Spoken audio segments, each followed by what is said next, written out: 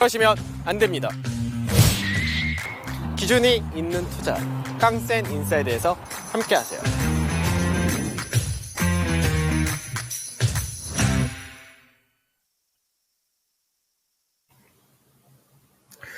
네, 안녕하십니까. 깡센 인사이드 강지훈입니다. 오늘 마지막 시간이죠. 자, 시장 먼저 보도록 하죠. 지수를 보게 되면, 현재 거래소가 1.6%, 코스닥이 1.8%대 강세를 보여준다됩니다. 어제 국내 증시가 마지막 어떻게 보면 투매가 나왔다. 이게 아직까지 확정이 되어 있느냐? 이건 아직까지 좀 더 보긴 해야 되는데, 상당히 좀 긍정적인 수급이라든지 시그널이 많이 나오고 있습니다. 우선 이제 미증시 자체도 나스닥이 결국은 고가 대비 30% 이상의 하락을 하고 나서 오늘 겨우 보합권적으로 마감을 했는데, 지금 보게 되면은 시장에서 우선 미선물이 강세를 보여준다 됩니다. 그래서 미선물이 현재는 0.7에서 1% 정도 강세를 나타내 준다 되고요. 그 다음에 수급적인 부분에서가 이제 거래소가 외인들이 소폭 매수 매도 왔다 갔다 하긴 하는데, 전체적으로는 현물 쪽에서 동반 매수가 이어진다 분위기가 되고요. 특히 이제 시장에서 아직까지는 외국인들이 뭐 적극적인 매수가 들어오거나 이런 거는 여전히 종목별로 나눠지기 때문에, 확연하게 강하게 들어온 수급이 없지만, 시장에서 하나 있죠. 프로그램입니다. 그래서 프로그램 자체가 지금 현재 시총 상위주들을 중심으로 해서 고르게 들어오기 때문에 이쪽에서가 긍정적인 흐름을 보여준다 되는데, 우선은 오늘 시장에서 그동안 외국인들이 선물해서 누적 매도가 굉장히 많았습니다. 그 매도분을 이제 어저께 같은 경우는 장 끝나고 나서, 그러니까 동쇼가 끝나자마자 이제 선물 같은 경우는 45분에 마감인데, 그때 이제 매도했던 부분을 다 매수로 전환을 하긴 했었습니다. 그러고 나서 오늘 같은 경우 현재 만 개하게 넘는 매수를 보여준다 되죠. 그러면 지금 현재 외국인들의 매수란 부분이 이제 미결이 증가를 했느냐 감소를 하느냐 이걸 보고 따져야 되는데, 미결이 감소를 한다 됩니다. 지금 무슨 얘기냐면 외국인들이 대규모로 갖고 있었던 선물 물량에서 이제 포지션을 청산하는 흐름을 보여준다 되는 거죠. 그 외국인들이 대규모의 선물 매도를 축소한다가 될 경우는 어떤 일이 벌어지면 베이시스가 약화된다. 그러니까 베이시스가 어제까지도 베이시스 마이너스 0.3에서 0.4까지도 계속해서 약하게 움직였는데 이 부분이 개선이 되는 거죠. 그러니까 이 부분이 개선된다는 부분이 결국 이게 프로그램 매수로 들어온다는데, 그럼 프로그램 매수가 단기적으로 들어올 수 있는 물량이 꽤나 많습니다. 그래서 이 부분이 시장에서의 반등 탄력을 좀 더 만들어주느냐, 이게 중요하게 생각하시면 될 것 같고요. 시장 자체가 오늘 시총 상위에서는 딱 세 가지 정도가 굉장히 강하죠. 바로 IT와 자동차, 2차 전지가 됩니다. 그래서 현재 국내 증시에서 시총 상위에서 가장 비중을 높게 차지하는 것이 IT와 2차 전지, 자동차 이 세 개가 가장 높은 비중을 차지하고, 그 다음이 바로 금융업종이 됩니다. 그래서 현재는 IT를 중심으로 한 이 시총 상위 자동차, 2차 전지에다가 금융까지 강세가 나타난다 되고요. 그러니까 지주회사 같은 경우도 이제 LG 같은 경우도 시장이 괜찮게 나왔죠. 그리고 그동안 강세를 실제 좋게 나왔었던 삼성물산 이런 것까지 반등이 나오고요.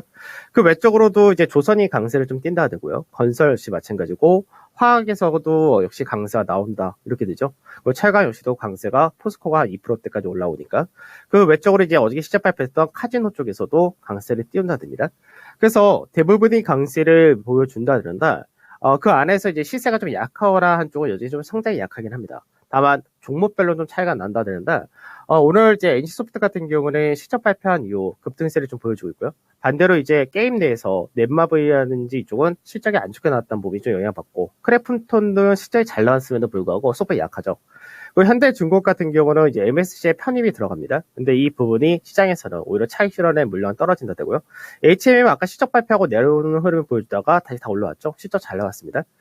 그다음에 세트룸 같은 경우는 실적이 안 좋아서 떨어진다 이렇게 되죠. 그러니까 결국은 어제도 말씀드렸듯이 시장에서 대형주 실적 마무리 국면이라는 부분은 거의 동일한데, 그 결과를 보니까 워낙에 실적이 잘 나왔는데 그 실적이 결국은 대부분이 수출을 중심으로 한 경기 관련주가 잘 나왔다 된 거고요.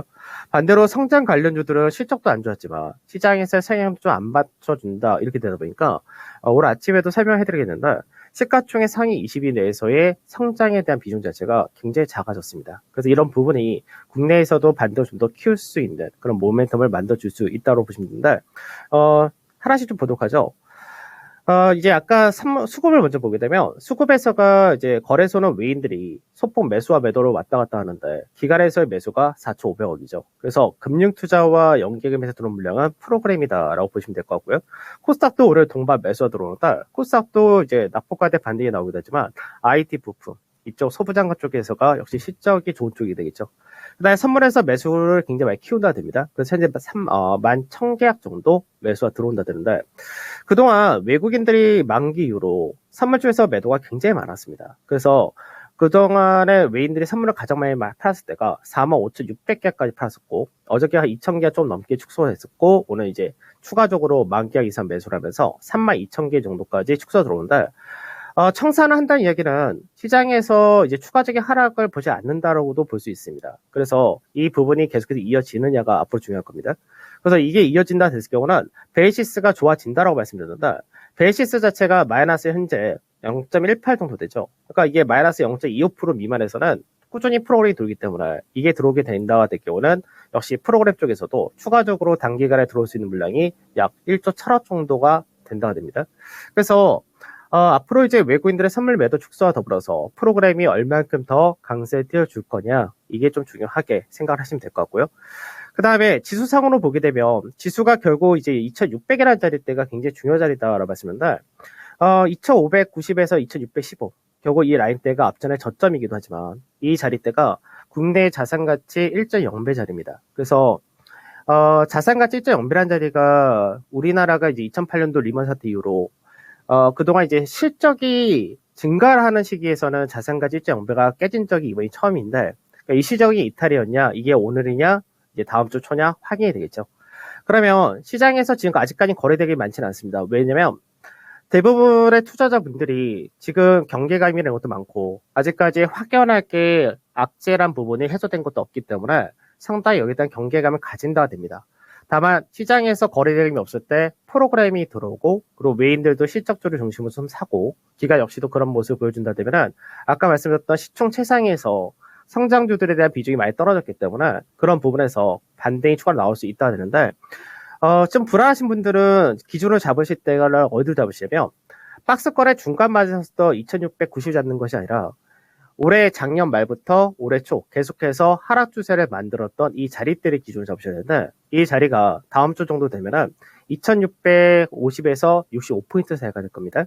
그래서 이 라인대를 넘어간다 되면은 그때는 시장에 대해서 이제 관점을 좀 좋은 쪽으로 많이 바꾸시기 좀 권해드리고 그때는 이제 시장에서 2690이라는 자리와 2700이라는 자리 다 마디가 있다 하더라도 실제로는 그동안 최소 5개월 넘게 하락했던 하락 추세를 넘어간다 되기 때문에 이때는 시장에서 추가적으로 최소 직전의 고점 박스권 상단자의 돌파 시도가 나올 수 있다는 부분을 염두를 하고 가시는 쪽으로 그렇게 꼭 말씀을 드리고 싶고 그 다음에 이제 기준 있는 매매를 보도록 하죠. 이제 딱 어저께 정리하고 딱 세 종목이 남아있는데 지금 현재 이제 두산 밥켓이 오늘 4만2번 한 1.5% 정도 강세를 띄고는 있는데 매수가 대비해서는 소폭 하락이 되어 있죠.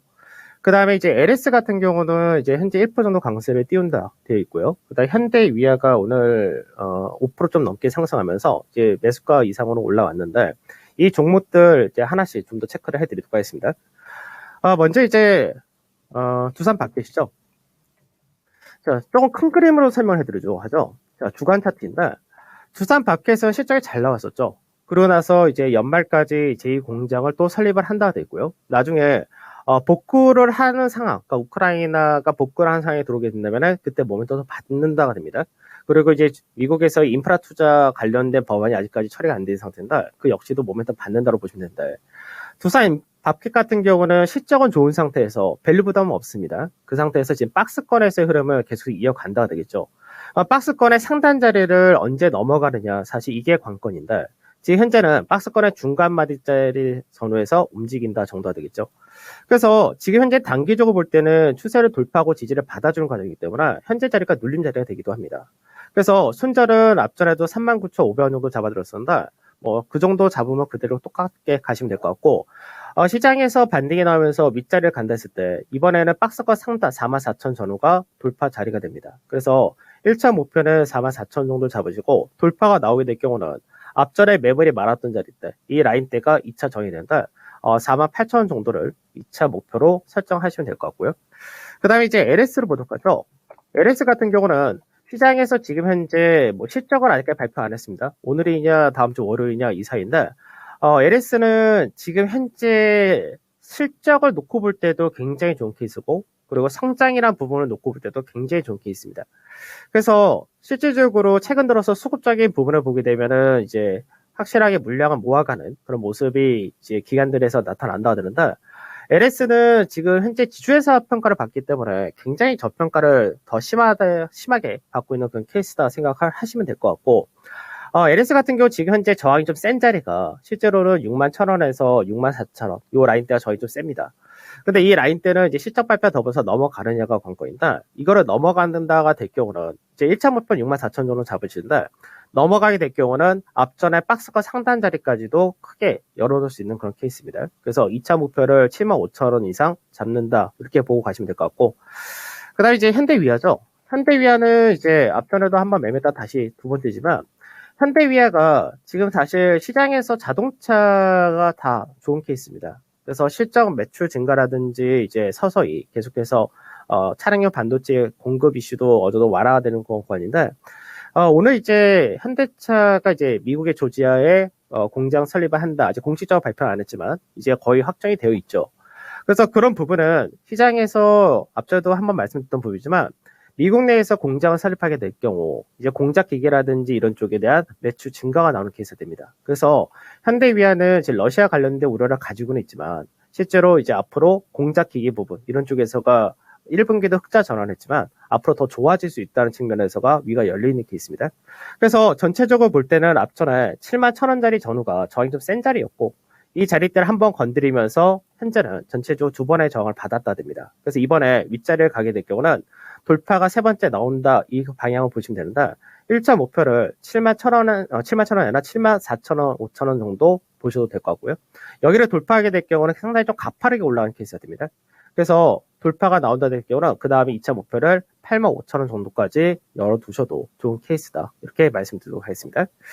자, 그러면 오늘 마지막 한마디가 될 것 같은데 결국 시장에서 똑같은 내용이죠. 사실 오늘 저도 이제 그렇게 어저께 시장에서 중요 라인들이 이탈한 다음에 오늘 바로 회복이 가능할까 이런 생각을 저도 했었는데 회복을 할 수 있다 형태로 가고 있습니다. 그래서 중요 가격을 이탈한 다음에는 빠른 시일 내에 회복하는 것이 가장 중요한데 이게 회복이 된다가 된 것이 잘 나와서 오늘이냐 아니면 다음 주 초가 되느냐 아마 이 정도 차이가 되지 않을까 싶습니다.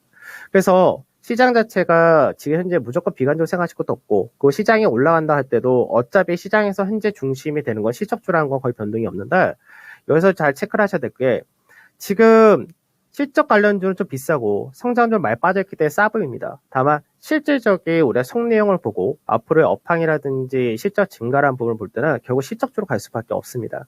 그렇기 때문에 이쪽이 지금 현재는 시장 대비해서 강했었고 현재도 잘 유지가 된다 하더라도 그래도 이쪽을 공략하신 쪽으로 하셔야 될 겁니다. 자, 그동안 시청해주셔서 감사드리고 고생도 하셨고 저는 여기서 마무리 인사드리도록 하겠습니다. 감사합니다. 네, 깡센 인사이드 정말 고맙습니다. 그동안 정말 많은 전략들을 전해주셨고요. 수고하셨습니다. 2600선 회복을 하고 그 이후에 추세선의 상단이 2650에서 2665까지 회복을 하게 되면 시장은 완전히 긍정적으로 돌아나갈 수 있다라는 점에 대해서 이야기를 했고요. 그 퍼즐이 맞춰지기 위한 여러 가지 변수들 짚어주셨습니다. 자, 지금까지 투자 판단에 도움드릴 수 있는 내용들 알아봤고요. 다만 주가의 상승과 하락이 보장하지 않는다는 점을 유의하시면서 투자하시기 바랍니다. 토마토TV 다음 주 본개편 기대 많이 해주세요. 마켓 인사이드는 여기까지입니다. 고맙습니다.